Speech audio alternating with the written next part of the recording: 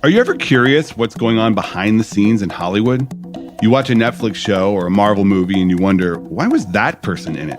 Why did this movie get made? I'm Matt Bellany, founding partner of Puck News, and I'm covering the inside conversation about money and power in Hollywood. With my new show, The Town, on the Ringer Podcast Network, I'm going to take you inside Hollywood with exclusive insight on what people in show business are actually talking about. Multiple times a week, we're going to bring you short, digestible episodes featuring some of the smartest people I know, breaking down the hottest topics in entertainment to tell you what's really going on. Follow The Town now and listen on Spotify. This episode is brought to you by Anytime Fitness. We may talk a whole lot about sports, but when it comes to keeping fit ourselves, there's definitely room for improvement. I hit this point early July. I was just like, I am not in good enough shape. I started trying to walk at least 15,000 steps a day, or hiking, or just anything to keep my legs moving. Now it's the end of 2023. I feel great. I had a physical 3 weeks ago, and the guy was like, you're doing great. You're doing better than you were 3 years ago. I felt great. Whatever your goals are, progress is possible thanks to Anytime Fitness. Get a personalized plan and support from an expert coach anytime, anywhere. Visit anytimefitness.com to try Anytime Fitness for free. Start to train for your life. Terms, conditions, and restrictions apply. See website for details. This episode is brought to you by Read, Write, Own, Building the Next Era of the Internet, a new book from entrepreneur and startup investor Chris Dixon.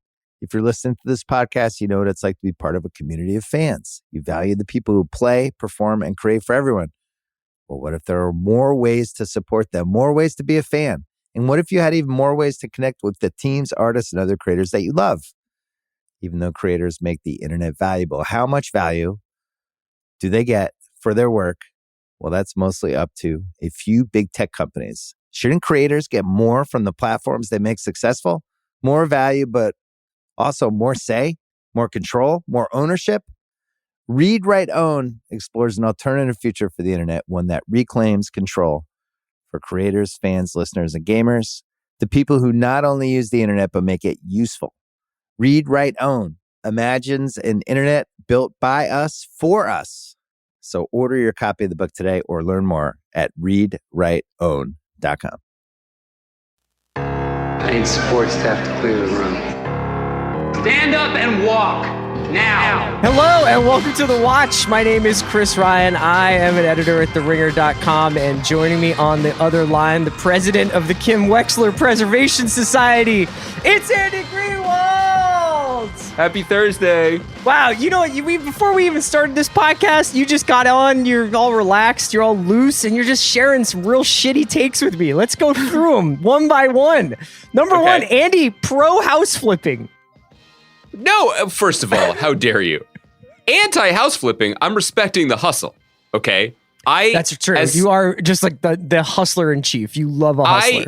Listen, Chris, here's the thing. Like, as you know, I had an apartment in the city of New York, Brooklyn, New York, that I loved very much and spent time putting some work into, like some nice tiles from Mexico and open floor plan, an accent wall, which is something I learned on HGTV. Did you have a dumbwaiter? Don't say that about him. He was a lovely guy who just volunteered to help out at mealtime. And it's not his fault that he didn't have a New Yorker subscription. No. Oh, there was a weird closet, if that's what you mean. Yeah. But that was just old New York building. But like I had this little part of the wall where like I painted it.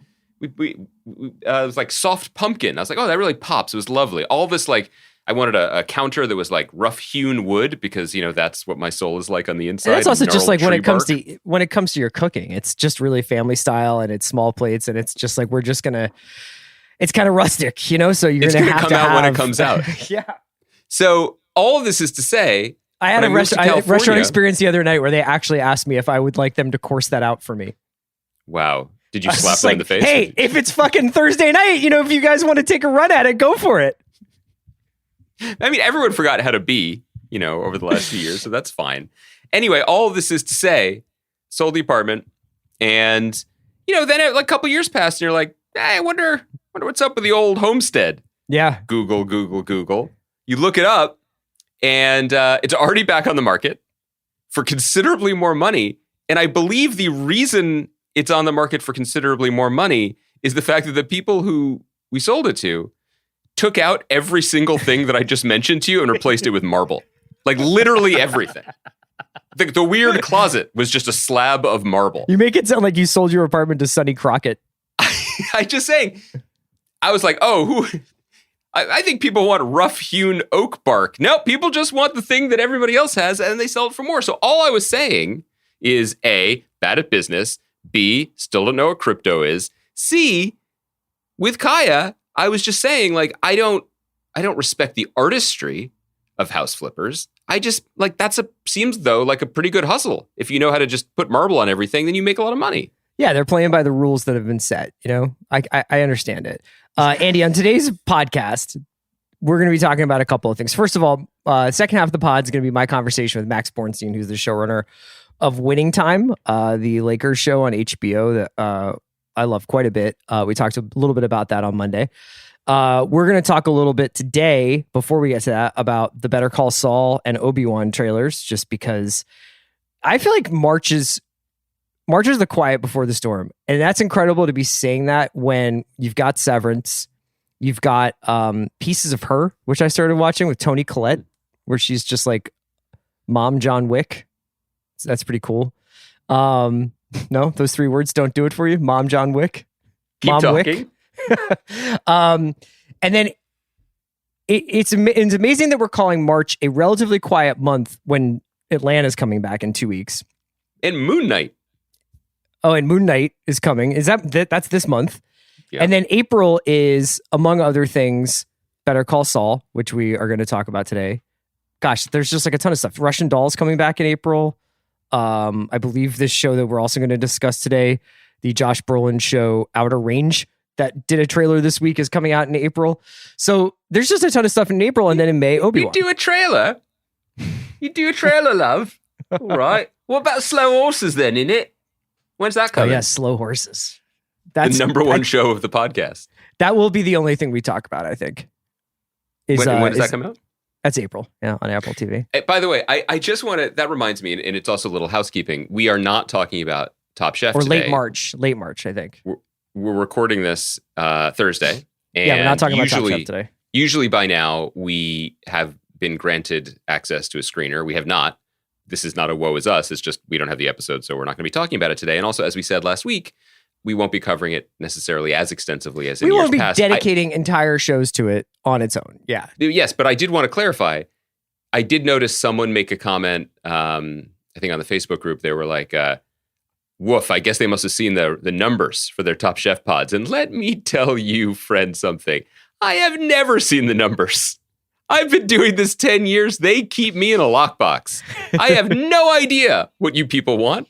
And I feel like that works out for us. Do you want to know? We just said, no. What? No. Do you know? I have a sense. What? You know? Yeah, I have a sense. Yeah. And yet you still, just as you did moments ago, say, we will only be covering the British spy show Slow Horses for the month when Atlanta and Moon Knight comes out. So I just feel like we are not... My direct deposit goes through no matter what. You know what I'm saying? That's true. Every 2 weeks. That's true. You're a company guy. I am, but I feel like we're covering lots of TV across the Ringer Podcast Network. We're covering a lot of it on The Watch. You know, it's a great time. I'm, in the scheme of things, just so people understand it, you're Mr. McDowell and I am Akeem. You know what I mean? Like in the Coming to America analogy of this podcast, it's your franchise, right? And I just mop up. That's right. And then marry your daughter. Let's talk a little bit about probably the most anticipated show of the year, which in some places is Obi-Wan Kenobi, but in this place is Better Call Saul. So we got our trailer for the first part of Better Call Saul's final season. And here are my thoughts on this trailer, which people can watch on the youtube.com network. This is a perfect piece of marketing. Everybody should bow down and take notes on how to show me something from this season of TV without showing me the entire season of TV. I wonder whether or not Kim Wexler is the deepest emotional connection I have with a television character that is new, that isn't like a legacy thing where they're like, hey, remember this from your childhood? Like, isn't this important to see this person up and about again? It's like, no, the original character, Kim Wexler, I think I care more deeply about than certain family members. Yeah, I was going to say, why are you saying more than like television characters? Like, I don't like that many people. I know. I mean, and the thing is like, she's just a lawyer from Albuquerque. I don't really even know like what it is. It's just like, she's just great. And yeah, so this show is back for its final season. It's being split up into 2 parts. I believe the first part is coming in April. I have a lot of questions about stuff that's going on in there. Like, I almost feel like this trailer demands a frame by frame breakdown, but my thing is that like, I just want to let it hit me. Now I'm all excited for it. I'm sufficiently ready for this season. And now I don't really want to know. I don't want to see any more footage. Like, I just want to get into the season. Yeah. I am more excited about this show's coming back than I think any of the other shows you mentioned, including Atlanta, which isn't to say that I don't feel incredibly lucky. There will soon be new episodes of Atlanta in my life. It's just that the serialized nature of Better Call Saul just has awoken something inside of me that I really enjoy and find to be precious and rare, especially now. This trailer and the way it's making us feel is the most cogent and efficient argument for something we've been trying to articulate over the last few weeks, which is just give me some TV shows. Now, not all TV shows can be Vince Gilligan, Albuquerque creations on the level of Breaking Bad and Better Call Saul. Possibly no one else in TV history has ever played the slow burn.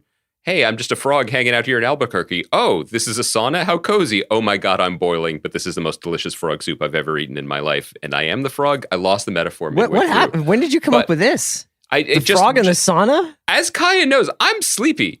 So what's coming out, this is unfiltered, okay? I've not had the second coffee, but I'm just tweeting through it. Not everyone can do what Vince Gilligan does, but everything that we're experiencing when we watch this trailer is directly a result of the time spent with characters in a place. It is earned. And then when you have that sort of earned emotional connection married to the highest level of narrative filmmaking on TV from a consistent year-to-year, episode-to-episode basis, it's really thrilling. And I just want to say the last thing is, often, I know I'm critical. I feel like we both share some of these reservations just about the prequel as the logical next step for pre-established stories, you know, and it's people have explained to us that we're going to get into this with Obi-Wan, yeah, yes, but also with like Game of Thrones, for example. I guess there's 10,000 years of history, but be that as it may, it's always that issue of, well, we kind of already know what happens to this character, so ... And Better Call Saul has gotten a lot of kudos deserved for teasing us with a forward storyline as well as, you know, immersing us in the backwards storyline, so that every season has given us a little hint of what Jimmy is up to in his post Breaking Bad life. But the crucial piece that you alluded to when you talked about Kim is that if you're going to make a prequel, the people that you need to care about most are the ones who don't have futures. Mm-hmm.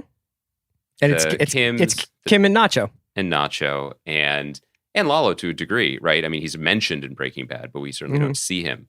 And those 3 characters are phenomenal. And it's incredibly, I don't know, you get goosebumps. It's really disturbing that this is the end of the road. And I don't even mean they're all going to die, although... No, I know. I mean, for all I know, this is all going to end with Kim, Lalo, and Nacho running a rustic farm-to-table restaurant outside of Taos. First of all, a lot of competition. Having spent time in the region, you know, it's going to take more than a little blue corn powder to get people's attention. But man, just so excited for this. Just feels great. And you know, I don't think it needed this, obviously, and everyone wishes it hadn't happened, but the mortality scare that Bob Odenkirk went through that we've talked about, and then he had that great interview like recently in the Times with Dave Itzkoff. I mean, it added another layer of just weight to this. Mm-hmm. We almost didn't get this. We almost lost him as a performer. It's wild. So I couldn't be more excited. The thing I always associate, certainly with sort of mid to late period Breaking Bad, and I would probably say the entirety of Better Call Saul, although we have been very vocal about like how early Better Call Saul is a little bit of tough sledding, just the amount of bureaucratic density to the work doc review that's on display. And, you know, if you look at it in totality, it makes what's happening now almost that much more rewarding because you feel like you've actually gone through the trenches with this show to get to the Nacho hiding in a car with 2 submachine guns. But the thing that I always think about with these, when Gilligan and Gould are like really on their game, which is for most of the stuff that they do, is just the complete and total control, which you have articulated way better than I ever could have. I remember you talking about Breaking Bad and its watch-like precision when it comes to its plotting and its narrative, but like which not the watch podcast like precision, which is not a compliment. But then you watch a trailer like this, and I get grouchy about trailers. I was just talking with Sean about the Batman film versus the trailer and how much is actually in the trailer that you actually wind up seeing, where you're just like, if I had, this would have been a huge moment if I hadn't seen this already. Like, you know, I don't know whether I'll go back and say that about this trailer, but like the control of the music, the control of the framing, the control of the lighting, the control of the humor and the pacing, and specifically even the control of the way we get this show marketed to us is something really to be studied and admired. Yeah, I couldn't agree more. And just to close the circle on it, my memory of where things left off is deaf shaky. My last memory of the show, I was like, and these guys are these twins. We would know them from. My last memory of the show is Tony Dalton zooming us from his cell phone on the balcony of an apartment somewhere. Yeah. Which I believe was non-canon. I believe that's when he was on our podcast, like the first week of the pandemic, and nobody quite knew how to film themselves. But you know, again, it's a testament those are to the glory days. That was like, this person is totes avail if you would like to speak with them. Yeah, just like, oh yeah, sure. Padma will come on to talk about her Hulu show. She'll just join the Zoom early while her beautiful companion comes and hands her a cup of tea. That was, you know, not everything about 2020 was bad, right? Fact check, false.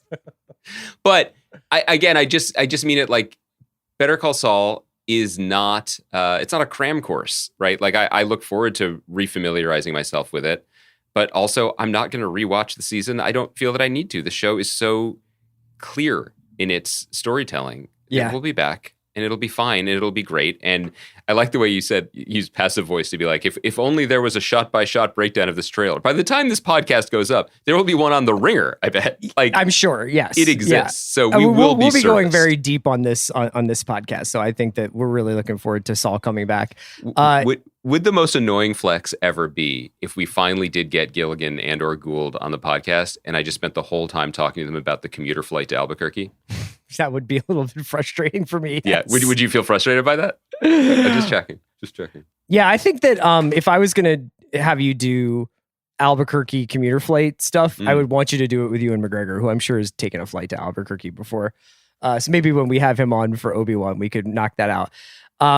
Obi-Wan Kenobi, the trailer dropped on the Ringerverse on Midnight Boys, and I'm sure on House of R coming up, there will be very, very, very in-depth discussions of Inquisitors and all manner of Sith Lords and what happens after the fall of the Republic and the Jedi purges and all that stuff. Just a simple guy. I'm just a simple guy who likes watching people swing lightsabers. You know what I mean, Andy? Yeah, and that's not even my first take. My first take is, thank God we get to go back to Tatooine. You know what I mean? I'm just like... Are we going to try not to be cynical about this show? Sorry, too late. I'm just like... I just want to dream big, you know? Like imagine a galaxy far, far away with 1.5 planets in it. No, for real, I think that this is really interesting because as we said, I think we were previewing it before, in some ways, this is the first Star Wars TV show.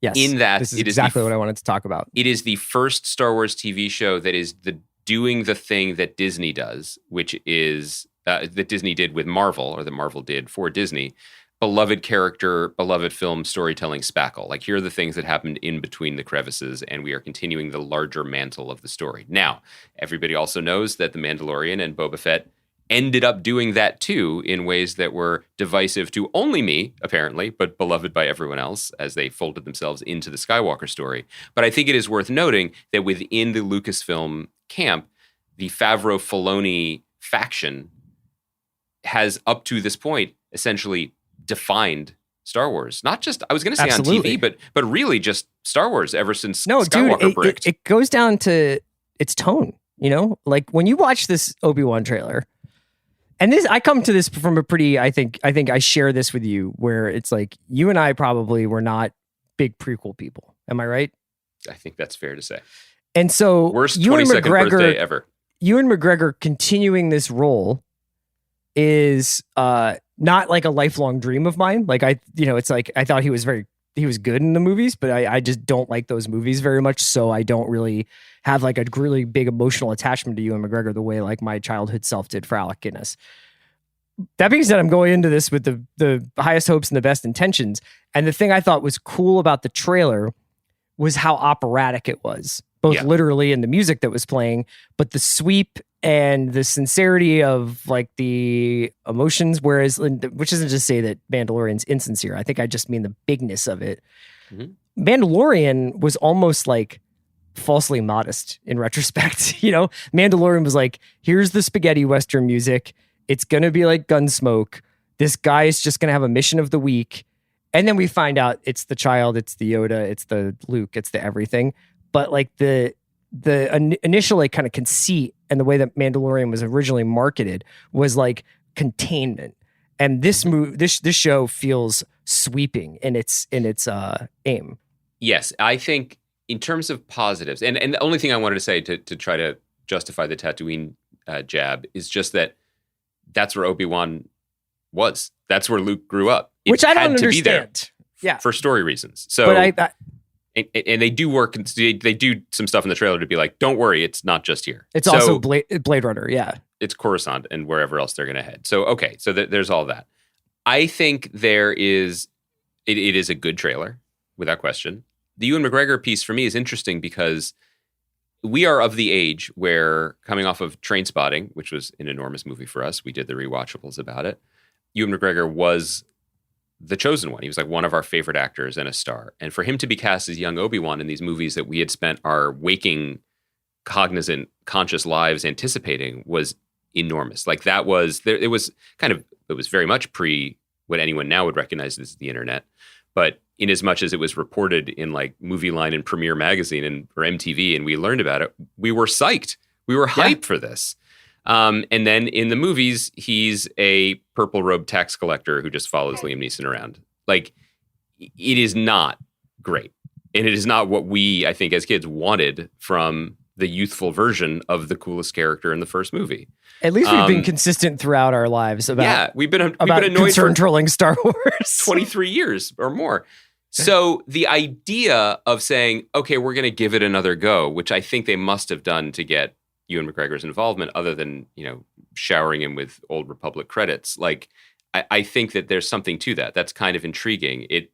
There's potential for a kind of emotional weight to this that was there in Andrew Garfield and Tobey Maguire showing up in Spider-Man, being like, they're going to do right by us here. We're in good hands. Of course, this TV show also shut down so that they could just try again on all the scripts. Yeah, because they had the Hossein Amini scripts, the guy who wrote Drive, and he had originally, I think, written a Obi-Wan feature. Then Lucasfilm closed down essentially their features development slate. They scrapped a lot of that stuff, and as of now, don't really have anything other than the Kevin Feige and the Taika Waititi projects, like kind of in development, at least that we know of. And then everything kind of went into TV as they were sort of reconfiguring what they were doing. The Obi-Wan stuff was moved into TV. They initially started some kind of pre-production on the Hossein Amini scripts, stopped down production, and then had Joby Harold rewrite the show, basically. And my friend and old Briar Patch colleague, Raina McClendon, worked on some scripts as well, which is thrilling that that's now public and can be announced. I'm really happy for her and makes me excited about the show. So a lot of good people put a lot of good energy and good intention into it. And, it does look really, really cool. I think that ultimately, though, the thing that is going to sell me or turn me off of it is going to be, what is the mission? Like, is the mission to service a great character from filmed fiction of our lifetimes, full stop? Or is it that, but also wouldn't you like to know exactly how the New Republic fell and then, became the First Order, but then also how often he looked through space goggles at baby Luke and Leia, and then also when his beard went gray, and then it's like, not everything needs an origin story. Do you know what I mean? That feeling of like the obligatory filling in the holes is where they start to lose me, and I get a whiff of that. And at the same time, I have to be cognizant and respectful of the fact that what I'm calling obligatory hole filling is literally gives life to some people who love this stuff far more than I do. So my hope is that the wrap on the Hossein Amini scripts was that it was too close to Mandalorian. Was that they basically had the success of the Mandalorian, and that the scripts for Obi-Wan were Obi-Wan protects a child, and that child is obviously like Luke or Leia or whatever, and that they were like, well, we don't want to do this again if Mandalorian is going to essentially be making the protection of this young creature like the central narrative of the show. So I'm hopeful that like while that will be an element, there's like some stuff going on. I think he's going to be a very reluctant samurai. Like we don't see him touch the lightsaber in the trailer. I think that there's an element to which I heard Charles and Van and Jomi and Steve talking about how like he's probably on the run and can't alert anyone to him being a Jedi. That's a pretty cool conceit where it's like the world's like top 5 Jedi alive can't actually wield any of his powers or he'll get revealed. We get to see Moses Ingram, who was great in Queen's Gambit, and Indira Varma, who people might remember from Game of Thrones. Can I just mention a couple of other listed cast members of this show? I'd love to hear it. I was curious. So Rupert Friend, I believe, is the Inquisitor wearing the white, prosthetic head, right? Cool. So that's the guy from Homeland, which I always thought he was incredible. O'Shea Jackson just says 6 episodes on IMDb. O'Shea Jackson Jr., Den of Thieves, Ice Cube's son. And then Kumail is supposed to be in this show for 6 episodes. Maya Erskine is supposed to be in this show. And Benny Safdie is in this show. Now, any number of these people could be playing robots. That's always how they get you, you know? Yeah, Phoebe Waller-Bridge and the Solo. Old Phoebe Waller-Bridge slider. But, I mean, it's a great cast. Deborah Chow is really good. The episodes of Mandalorian that she did were some of my favorites. So I don't know. I'm pretty optimistic. Last 2 things. One concerned troll and one just legitimate question. Let me sure. rephrase that. One question. Were you surprised that the show is called Obi-Wan Kenobi?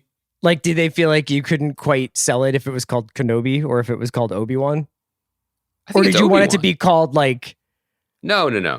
Like Unforgiven. Yeah. First Reformed. Retired tax collector. First Reformed. Paul Schrader's Obi-Wan would be a movie I would pay to see. I think Sean Fennessy just felt the hairs on his neck stand up and he doesn't know why.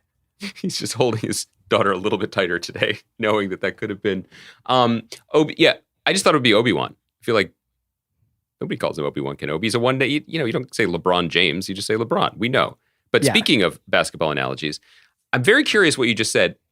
Do you think Obi-Wan is legitimately top 5? If they were doing, say it was Jedi 75, like it is in the NBA, and they're doing the end of the prequels, right? Well, in all time? All-time Jedis. And the reason I ask is because presumably there have been millions of Jedi, right? Obi-Wan definitely flashy player, was around a lot of greatness and a lot of heartbreak. But if you really add up the stats, like what are his most famous contributions? Right. His is famous he basically like are, that year the Blazers got to the Western Conference Finals? Like he just But he's not even Clyde Drexler. What I'm saying is this dude is famous, right, for being okay as a Jedi, mentoring on a force of evil, mentoring basically Hitler and training him, teaching him everything he knew, okay? And then getting killed by him. Like, that's his CV. Now, I get that means the show has a lot of work to do. Yeah. But, like, we who don't watch the cartoons, have known Ahsoka Tano for, I don't know, collectively, like 6 months. And she's already has a higher player efficiency rating, I feel like, than Obi-Wan.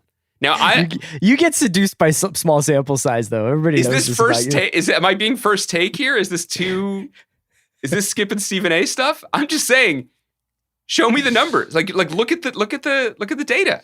How many rings does he have? I can't really answer that. I feel like also somewhere like there's definitely a 50-part podcast series that breaks this down. So I don't want to step into any like unknown territory where like I don't know what I'm talking about. Like he had, which doesn't usually stop me, but I'm just saying that's today. fair. He had like 20 years theoretically to teach Luke or Leia anything. He finally gets involved in their lives. He skipped the like right and wrong part. he puts the like remote control space helmet on him like once, plays a little space chess, dies and turns into a pile of clothes. And then Yoda, who's fucking in retirement, has to pick up his mess. The more I talk about this, the more I realize Obi-Wan might suck. I'm sorry. He might. This is a much better take for you than I just don't know if the show will be good. It's better for you to be like, I actually am anti Obi-Wan. This is a much better. I'm slowly learning to be a better podcaster. Who was like one time I heard someone giving podcast Your second advice. 10 years are going to be amazing. Well, no, because someone's podcast advice was just like, oh, to be successful on a podcast, you just have to be like 10 to 15% more than you actually are, like a little extra, right? Like whose judge advice yourself. Was that? I honestly did. Joseph Rogan. No, I don't remember. And then I was like, wait, you were serious about that? Because I just come on here and I'm like, I don't think I like it. Like, I feel like you gave a reason this time rather than just being like, it's too much. I can't handle it. This is amazing. Yeah. So random Thursday in February. Let's take this and now let's apply it to the next trailer. Let's find out. Okay. Okay. So we're going to talk about Outer Range, which is a show that was, I was put under, and a team of doctors extracted this show from my DNA. I remember it's essentially True Detective : Yellowstone. It stars Josh Brolin, Lily Taylor, Tom Pelphrey, who is still put in one of the great TV performances of the last couple of years on Ozark season 3, and Imogen Poots, who is always in my cool book for Green Room, but has done a lot of really great stuff before and since. And it looks, and Will Patton, who's just, you got to have Will Patton if you're going to make a family drama set in the American West that may or may not involve cults. And that's what this show looks like. It looks like a little bit, it's going to get Yellowstone comparisons because it's like a family living in Wyoming, in this case, Montana for Yellowstone. But there does seem to be some sort of murder mystery cult aspect that will ring true for any Pizzolatto fans. It was written by Brian Watkins, and I think Amy Seimetz worked on it in some capacity, if not, I imagine, as a director. And so I'm very, very excited for it. It also, the trailer, I approve of this. I think it's controversial when trailers use music from other movies as their marketing That's stuff. normal. So no, I remember that X-Men movie that used the Sunshine music was pretty awesome. And in this trailer for Outer Range, they used the Arrival music, which Andy dismissively said was biting Hans Zimmer before the podcast started. It is. Those giant braying things, like that dude just messed up our decade with that. Arrival's great. The music's great, but come on. What did you think of the trailer for Outer Chris, Range? Let me tell you something. When you look at a new TV show, this has the total package, okay? It takes the milieu of Yellowstone, so you're getting those flyover viewers just like you want. Are you making fun of me, or are you making fun of Stephen A. Smith? TBD. Let me keep going with it. It adds the prestige angle, right? You got some great actors. You got Josh Brolin, Academy nominee Josh Brolin, I would add, in the trailer, just giving a monologue about voids, which might be the most Josh Brolin thing ever since he got arrested for his 4th bar fight. Like, Chris, this show is dazzling. How did that sound? That was good. I don't think you're being very sincere. No, legitimately, I think it looks really good. I don't know how to do this. I feel like I'm learning. This is my first podcast ever. I thought it looked really good, really for the very basic level reason of clearly has enormously high production values. Big cast, strong cast, good directors working on it. We joke about the commuter flight to Albuquerque. This show was shooting in Albuquerque for quite a long time. Let me say, the money they were able to spend in Albuquerque potentially dwarfs the money I was able to spend in Albuquerque, and it shows. And fundamentally, the Reese's Peanut Butter Cup theory of new television shows, where you take the thing from one jar and you take the thing from the other jar and they taste really good together, that. There's a cynical version of that for creating new content in Hollywood, or there's the version of it where it's actually well done and they spend a ton of money on it, and you're like, great, this works really well together. I am here for a weird is it ghost sci-fi, or is it just go occult? I think it's just Western. a little bit more impressionistic with some of with the Brolin falling into the abyss shot. I think it's just going to have a little bit more of some magical realism going. This seems like, and I know you're something of the TV sommelier, it looks like it's going to pair very well with Under the Banner of Heaven. Yes, very good point. Currently, we're in a moment of tech scammers in TV. I'm personally looking forward to American West cult murder as the sort of theme of the month. I am interested in, just for the industry piece of it, this is an Amazon Prime Video show. Yeah. Which is interesting, mainly because we've started to talk about Amazon more as a player. We raved about Underground Railroad. We certainly weren't alone in that. They have, every so often, there'll be a comedy or miniseries like Pursuit of Love that it just really popped and is wonderful. The Boys is a successful potential franchise for them, and a show that we really like a lot. But in terms of consistent, this is what we do, they're still not there yet, but nobody's concerned because they can spend their way to it. And there's the version of this show where its uniqueness wins the day. And people are good for Amazon for being the right home for this, for being able to celebrate and champion what makes this unique, and then pouring the resources into it to let it shine and elevate and find an audience. Or there's the version of it where it's this is what you get when Paramount has its version of it and HBO had its version of it. So we're combining them, and Amazon's we want a piece of that business. Right. So I still am looking at, especially with Lord of the Rings coming and all this, I guess I'll say this. I don't think it's just podcasters and industry trend watchers who look to new shows from services and say, is this their new North Star? I think that internally, the development teams are doing that as well. And this is a pretty big swing in a potentially populist prairie. So, which is interesting for them. But yeah, I was kidding. We got to take this podcast on tour throughout the West. And call it the Populist Prairie Express. Actually, there probably is a Populist Prairie Express. We don't want to be. That's my demo, by the way. That's I'm the Heartland Whisperer. Andy, before we get into my interview with Max Borenstein, what a podcast today. I feel like we've learned a lot about each other, and you've improved, which is really all you can ask for on a week-to-week basis from any young podcaster. I look at this in terms of decades, not episodes. Yeah. So I think that this is going to be really big for me going forward. And I gotta say, and I think Kaya can confirm this, just your body language when I took an aggressive stand just changed. You know what I mean? I'm not saying you've been mailing it in. I'm just saying you do a lot of podcasts and you're basically show me something new. No, I'm just glad that you had something so constructive to say about Obi-Wan Kenobi. What if he sucks? No, he didn't say that though. Give yourself some show. Credit. What if he does? Andy, we gotta let's take it down a second and let's get serious. It's always sad when the Watch podcast says goodbye to someone who's left this moral coil. It's always you try to figure out how you really want to remember someone. And this week we lost a titan, in a lot of ways our own Obi-Wan, an Obi-Wan of Raspberry Danishes, really, because Charles Entenmann passed away at 92 years strong. Rest in power to the god. May you lie on a pillowy bed of crumb cake in the sky, in the heavens. It's his name. The Entenmann family sold this company in the late 70s and made a mint off of it, I should say, but they still own and operate, I believe, a bakery that originated a lot of our favorite products. And what better way to go out, Andy, by just asking you, Desert Island, you can take one Entenmann's baked good with you. This is great. I don't know. And feel free to talk me through your process. I guess what I want to say is I don't know if who this resonates with in our audience. But again, as we said at the top, are you aware of Entenmann's baked good products? Yes. Do I eat them? No. That was a slow yes, but we'll accept it. Here's the thing.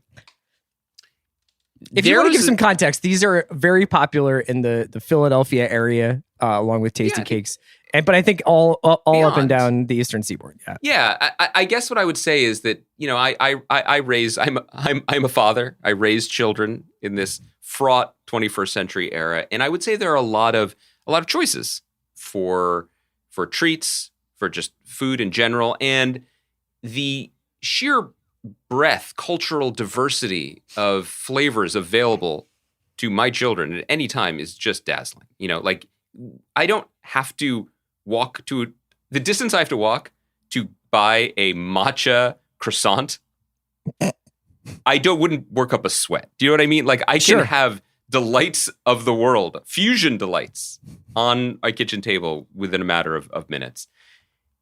And so, and I think that it's made my children soft and spoiled because I don't think they understand the out of body ecstasy that people of our generation would have felt when like you came down the stairs for just another fucking Tuesday. Yeah. And there was a box of Entenmann's coffee cake on the counter. Is that your choice, or are you just telling is that just the example at the end of your story? It might be my choice because like that to me was a sign of not just a good day ahead, but of like smooth sailing. You know what I mean? Like classy times. Yeah. Because it's cake that's to be served with coffee. You know what I mean? So you're not in a hurry. I'm not drinking the coffee. I'm 8, but I'm saying like it speaks to a more civilized time. That said, my old friend Brian Sullivan had a very different, his house was run a little bit differently. And in that house, they always had the chocolate glazed donuts in that long, the chocolate coffin-like frosted Entenmann's box with a texture that I don't want to describe as food-like. Waxy. Because I don't think it was. It was waxy. But what luxury. It was like wax donuts? Wax on a new sponge.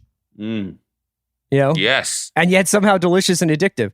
If I had to choose, I would go Raspberry Twist Danish because it has the 3 major food groups, which is... Raspberry Danish and Twist? Yeah,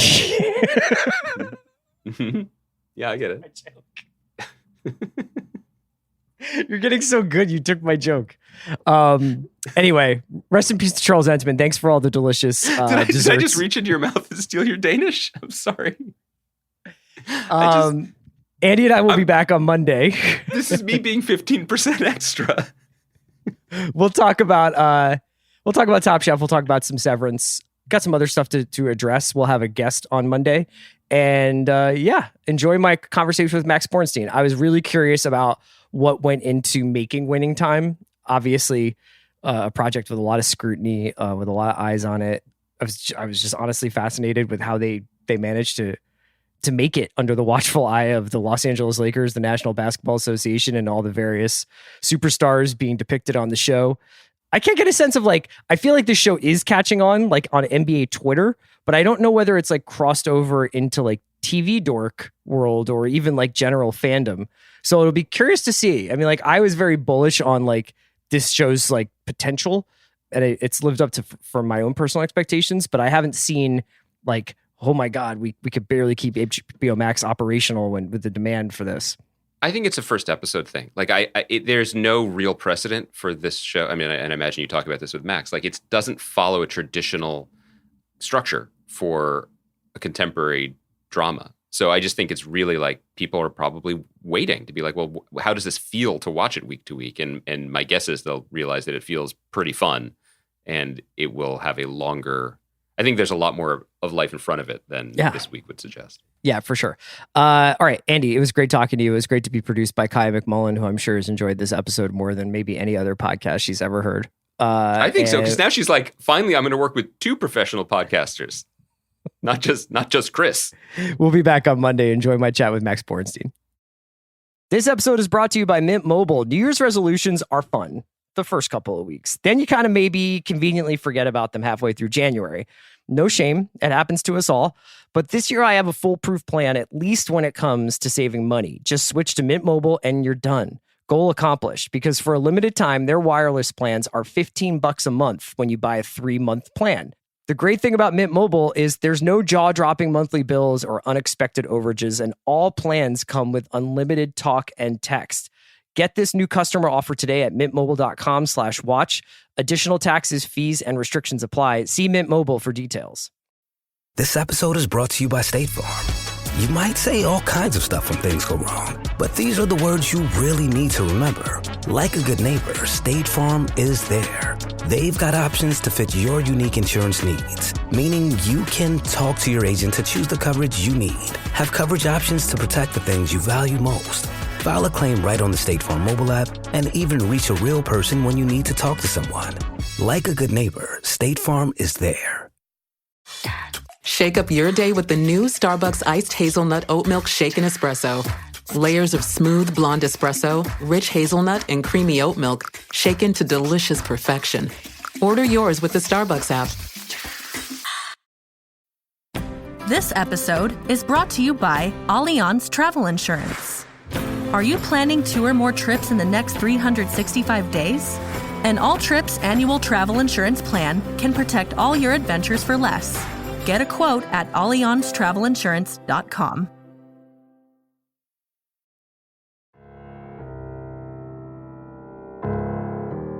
So I was having this really interesting experience watching, especially the first episode where, like, you know, Andy and I on this podcast have talked a lot about Star Wars stuff and Marvel stuff over the last couple of years. And I was basically having, you know, when somebody's talking about, like, they're watching Mandalorian and they see like an obscure Star Wars canon character talking to Luke Skywalker, and it just gives them chills. Like, I think that happened for me with watching Norm Nixon and Magic Johnson play one-on-one at Donald Sterling's house.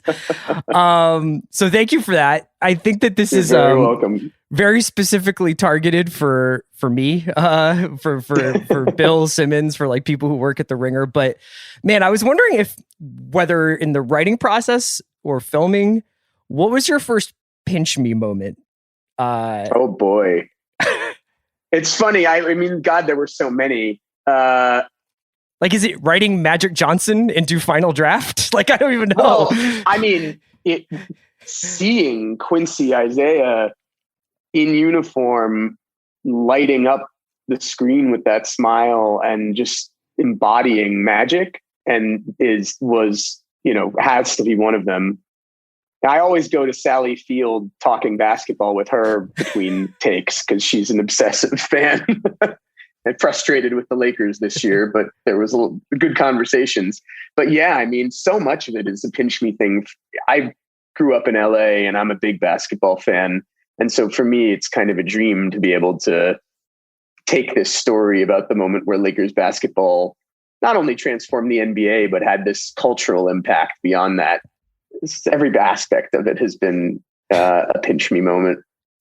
Lakers fandom is a very specific kind of fandom. So you're a Lakers fan, but like Lakers fans are, it transcends just like support. It's like fiercely loyal. And I was curious about, like, people don't usually say that about LA fans. Well, I think okay. So they're loyal to Kobe. They're loyal to like Magic. They're loyal to their icons, I guess I'll say. I mean, like, I think that they can also voice their concerns about coaching decisions or whatever. But no, I agree with you. But yeah.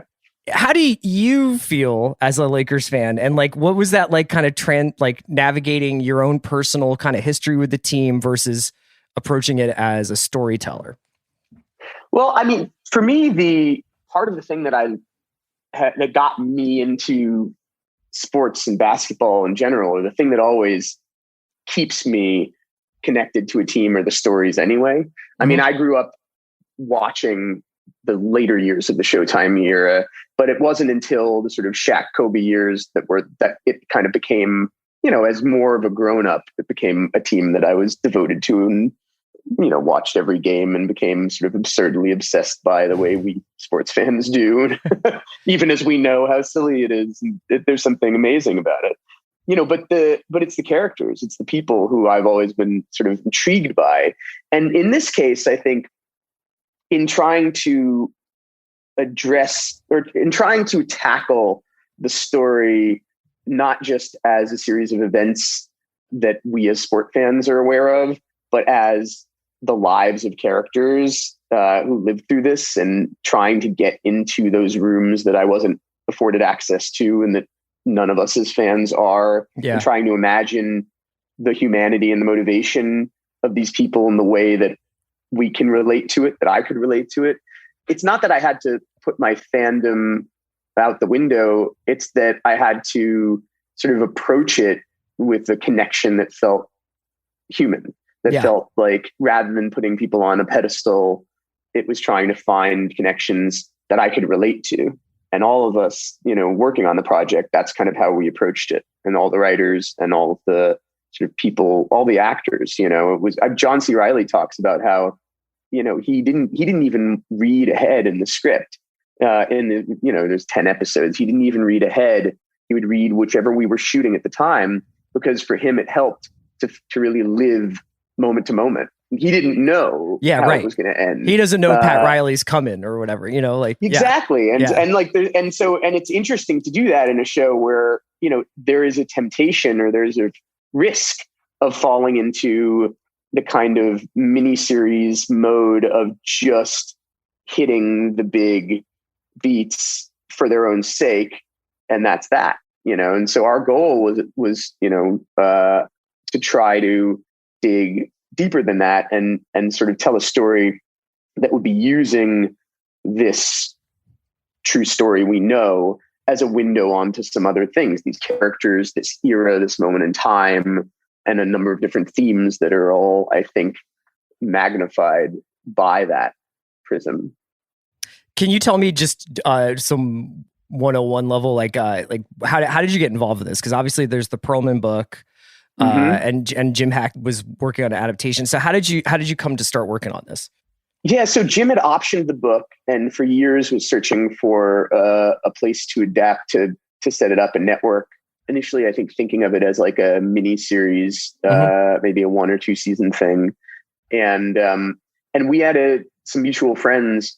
He was looking for a writer to come and write the pilot, and ultimately they went forward showrun. And I had a relationship with HBO, and we had some mutual friends who told him and assured him that I was actually a Lakers fan and a basketball guy.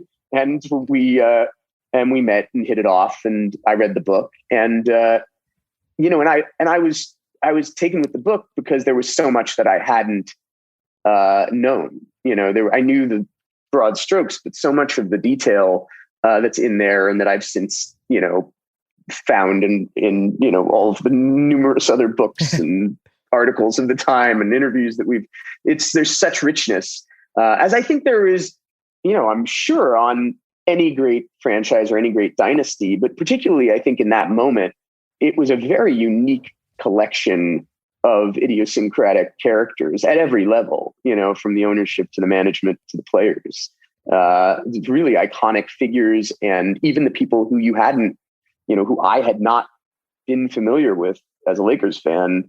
Jack McKinney, vaguely knew the name Spencer Haywood, Claire Rothman, who ran the Forum, all these people who I really knew very little about, even as a fairly avid sports fan, and then discovered their, extraordinary contribution. And then when you guys were putting together the sort of visual identity of the show, I'm fascinated by it, because obviously it lends the show. It's almost like it's like a visual Showtime in and of itself. It's like a visual Showtime offense where there's all this changing of film stocks and breaking of the fourth wall, and it has so much energy.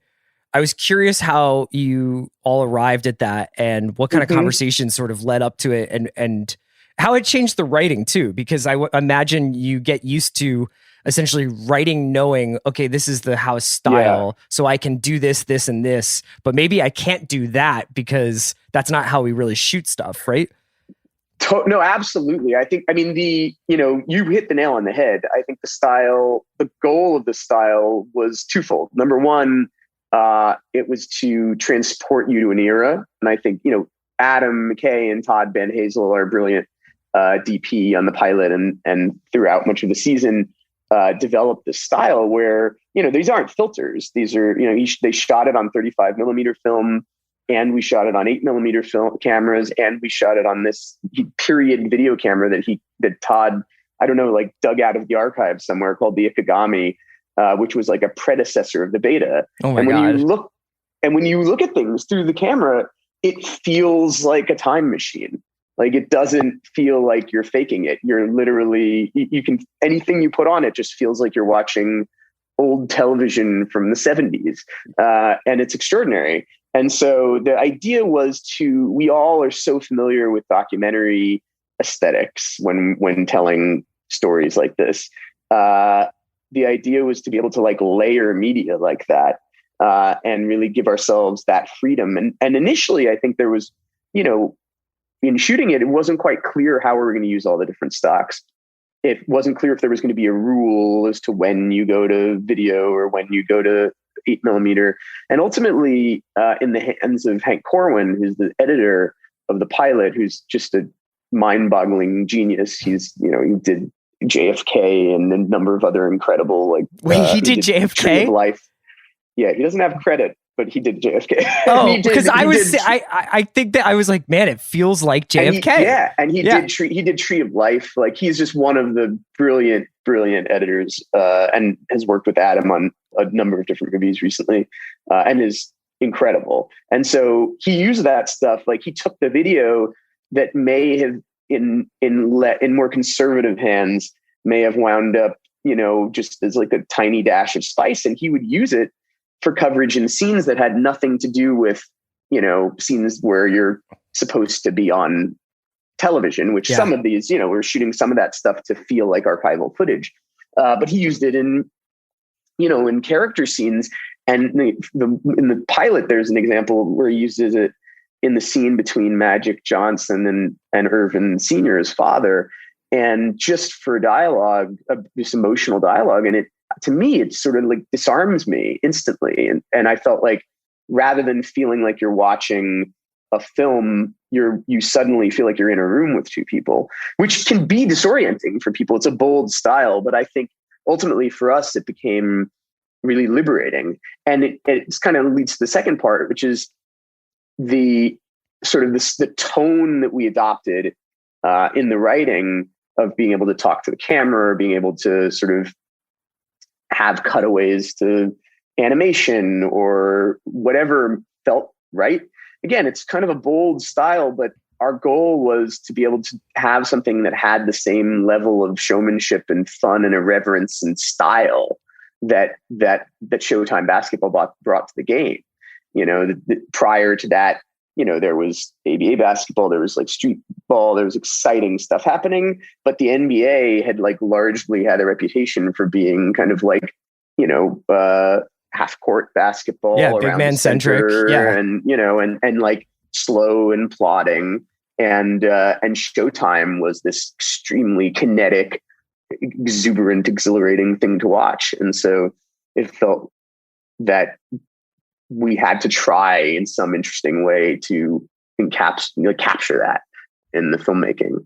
And then, once we the truth is we didn't really know how well any of the talking to camera stuff even would work until we really saw it on its feet.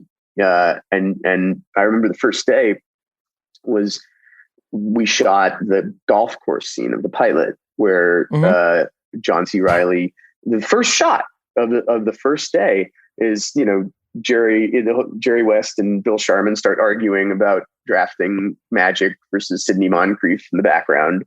And Bus turns to camera and just starts, telling us the backstory of Jerry West. And in the pilot, there's cutaways and other things while he's doing that. But at the time, it was just, the take as he's doing it, this long speech. And I will admit I was nervous because I had no idea how it would come off. But John is such a master, and he made it in what could have felt expository and could have felt dull, instead felt like P.T. Barnum kind of taking you by the hand and leading you through, into his world where he's telling you about this, this guy he's almost selling to you and pitching to you. And so it ends up giving you a window into his personality and his character, and giving you that exposition in a fun way. So after that, we realized we can kind of go to this well, and we would play with it. We didn't, we would, and all the actors, like every other actor would come and say when do we get when our do I moment? get my Ferris Bueller moment? Everyone did it. Yeah. And we'd give people, and oftentimes just give them an opportunity, because, Adam shoots in a very improvisatory style where he always gets what's written, but he'll also allow actors to play around. And so we really incorporated that into the production of the show, and would, there's a great moment late in the season where Quincy, as Magic, is having dinner at the All-Star weekend with David Stern. Mm-hmm. And there's a moment where, without giving too much away, but Larry Bird comes up and and Magic has his own, resentments and feelings about always being in the shadow of the conversation about him and Larry Bird. And he just gives like a look to camera that wound up, saying everything. Like we were able to cut lines that we had written because his expression says it all. So it becomes really freeing for the actors. I can't believe, this show really feels very fleet of foot. I've seen 4 episodes at this point, but we'll only talk about I don't want to get too into the weeds with it, but I will say that it moves along, but it's almost disorienting how almost every character could have their own show.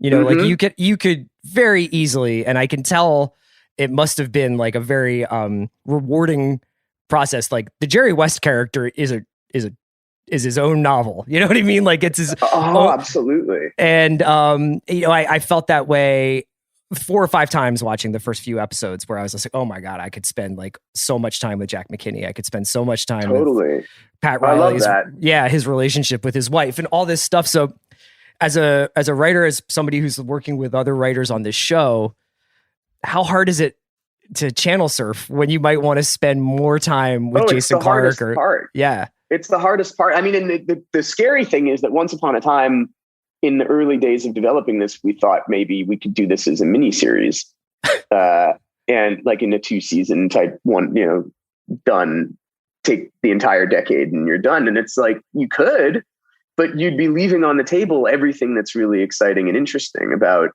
this story, which to me is these characters. Yeah. It's like the basketball we love, and we're going to do our best to bring people back into Showtime basketball and deliver it in a way that's inside the huddle and that you see it in a way you never have. But there's no question we don't have Magic Johnson and Kareem Abdul-Jabbar to be themselves, right? So we can only approximate that basketball, and you can watch that on YouTube. So the thing that we can do is we can reveal who people are or try to.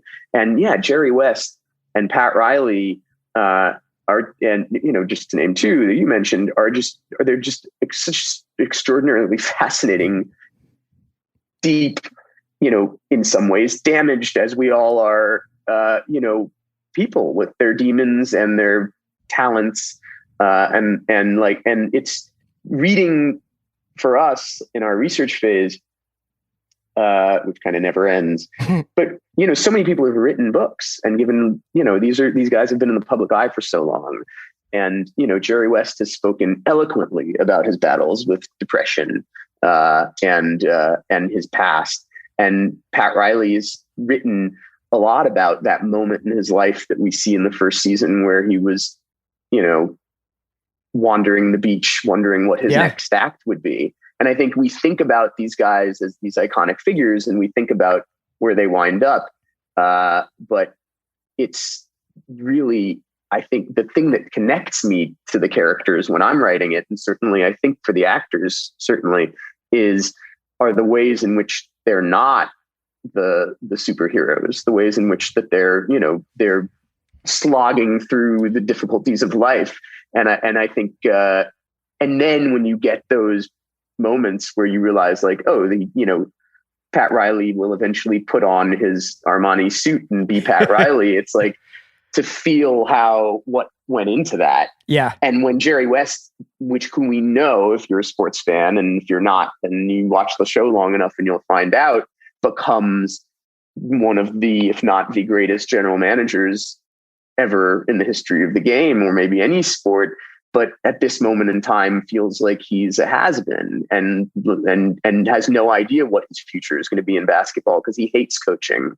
And he feels ever since, he stepped off the floor and hung it up, he hasn't felt like he belonged anywhere. And so that, kind of, I think that kind of human drama is like, it's certainly what keeps me excited and invested. Yeah. And to your point, it's very, very difficult not to spend, entire episodes with any given character and trying to keep, it's doing our best to allow ourselves to sink into character while still continuing to tell, a story that has momentum. Do you feel like, you've worked obviously on some huge projects, the Godzilla movies, and, like you've worked on things that have lots of stakeholders, obviously. Yes. This is a pretty fascinating case study where I think that when this was announced, I'll be candid, I was just like, how? I was like, are they going to get to use the actual uniforms? Like, are they going to call them the Lakers, or is it going to be like, is everything going to have a different name? Yeah. And then I saw the trailer and I was like, damn. And then I saw the episodes and I was like, I can't believe they pulled this off. Like, over the course of the development and the production of this, I didn't even want to like give you a false narrative where it was like there was so much pressure on you. How did you handle it? But I imagine it's like it was a unique kind of pressure, different than having like $100 million action movie that you're working on versus like, hey, what people actually really care about is how Magic Johnson is depicted. So fun. No, it's funny. It's like, I think at every level, I think there's a tremendous amount of responsibility and pressure to get it right. There's also, I think, for better or worse, I'm really good at, or bad, depending on how you see it, at having a kind of tunnel vision. And so if I fall in love with something, with a story, and that's what happened, early on, when kind of Jim brought me the book, and as we started really digging in, I never thought about how hard it would be to cast Magic and Kareem until we started casting. Like, I seemed so ignorant and silly, but I was just like, well, no, this is like, of course it'll work out. Because if we can write something, it's like very, very naive. But I was like, if we can write it and we love it, like whatever, they will come. And it was the hardest casting hurdle, certainly, that we had. But I think that, our casting director is an icon, Francine Maisler, and it was the hardest thing she's ever had to cast. And, it's like everything is challenging about it. And then that's every character has that because people are so much in the public eye, and many of them have to have basketball skill sets. Many of them have to be tall or believably tall. And so there's all sorts of boxes to check, but we know these people so well as fans. And our goal is of course to serve that, what people know, but also give them a window into something that they don't know, or because otherwise, who gives a shit? Like, why bother, right? And so it was an interesting challenge, even talking to Adrian about the role of Pat Riley from the very beginning, because he was really intrigued about playing Pat Riley.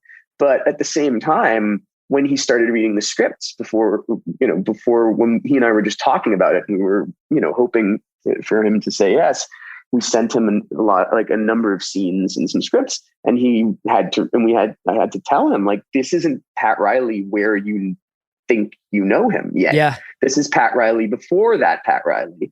And that's part of the great fun of it, is that you get to play that over a long haul, and we get to see you transform into that character and see the roots of this guy who's this kind of working class scrapper, to see like the ultimate winner at a moment where he's probably thinking of himself as a loser is just incredible drama. Yeah, exactly. And he, to his credit, totally bought in, but at the same time, is like, when do I get to do the hair? Like, when can I shave the mustache?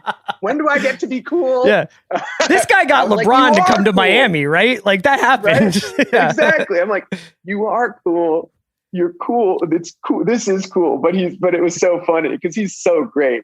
And he's just like, but I am going to get to do the hair, right? I am going to do the suits. We're like, yes. It's like you're trying to convince somebody to play Batman, but they don't get to be Batman for like 3 movies, right? Yeah, exactly. You have to be Bruce Wayne for a minute. But it is that way, right? I mean, it's like the hair is that way. You'll see when you get to, I think it's in episode 7, there's a fun moment. There's some like Easter eggs. It's like we play it a lot. It's like, we have, to your earlier point about the way that some people would feel about a Star Wars movie or a Marvel thing with those Easter eggs, like that's how we as fans look at this. And I think, we're not making the show strictly to appeal to people who care or know about basketball. Like I really don't believe you have to find great drama in this story, but at the same time, it's layered with all the things that as fans you can flag and appreciate, and go, wait a minute, that's, it's that moment. Those are the goggles, whatever it is. There was, I think it was in the big Hollywood Reporter piece about this show. I believe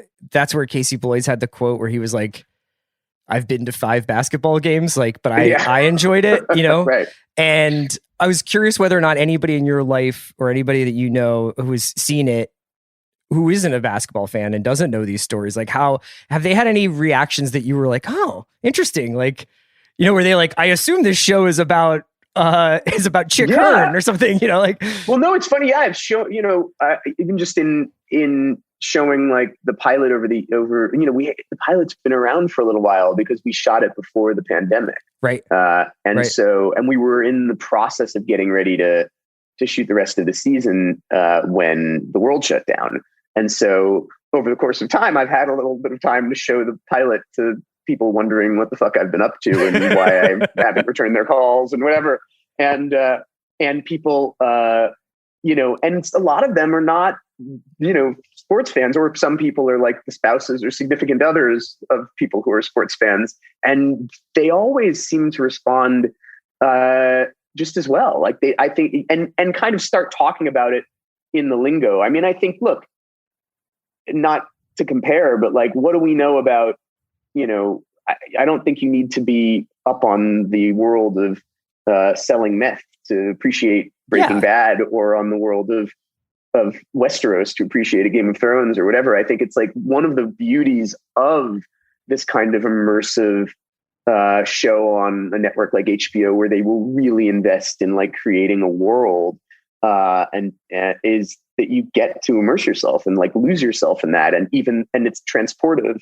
And so what one thing we're doing is we're rebuilding this era too. And I think even if people didn't live through that era as a basketball fan, a lot of people who are watching this show have connections to that moment in time. Yeah. And for us, when we were making it, a big part of what we were trying to bring to the table was some of that specificity too, in the phrases people use, even when they're uncomfortable, and sort of things people wouldn't say today, and the way people dress and the way people act, and some of the sort of, without mocking it or making fun of it, to sort of allow yourselves to realize that this is, it's only 40 years ago, but It feels like it might as well have been, it's a period piece in that way.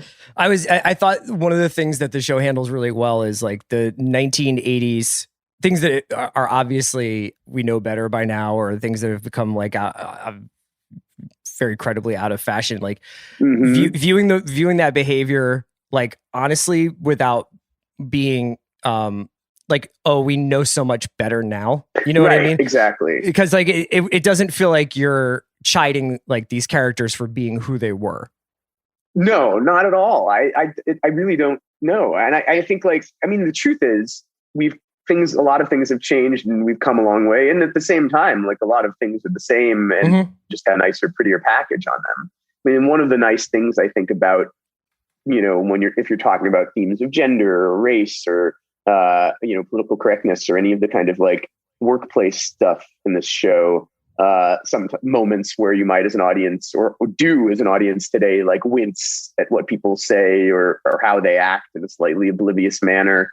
It's still, I think, one of the, you have on the one hand, the way, you can pat yourself on the back for, we recognize that. And on the other hand, we have to look in the mirror and go, oh, we're not that far, and I think that's one of the beauties of the lens that, the past offers to today, where we get to look through it and go well, we've changed, but, maybe not as much as we would like, You've been really generous with your time. I'm going to let you go in a second, but you did mention Sally Field being a big basketball fan. And so big Lakers fan, big Dodgers fan, and so much fun to talk to about sports. I was curious who was the other, who are the other secret basketball sickos in this cast? Pretty much everybody, or is it we're going to find out Tracy Letts actually can diagram a team's zone? Pulitzer Prize winning. Tracy is one of 2 Pulitzer Prize winning writers who act on the show. Yeah, because Steven, right? Yeah. Because Steven too. It's it was intimidating having these guys, but he's so great. Oh my God, both of them are so great. Yeah, he's from Chicago, so I think he was a Bulls fan, obviously. And Adrian's from New York, so he's been to more Lakers games than he's been to Knicks games, just because he always talks about it. By the time he came out here, that's when he had money to actually go to games. But growing up, he was a big Knicks fan. And McKay is obviously an extraordinarily big basketball junkie. And at every level, we had, that's part of the fun of it, was that, everyone behind the scenes too, so many people had connections. We shot it in LA, so there were a lot of Lakers fans in the crew. And then there was one of our wonderful camera guys he's a genius, honestly. And he's a big Bucks fan. So we forgive him. And we had Clippers fans. One episode was directed by an avid Clippers fan. Were there any Celtics fans in the cast or crew?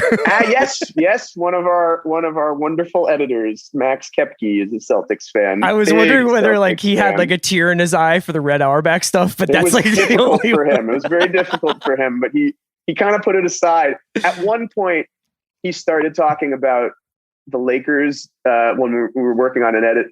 He started talking about the Lakers as we. Just not just within the thing. And I think it was a moment where he almost had an aneurysm once he realized what he was doing.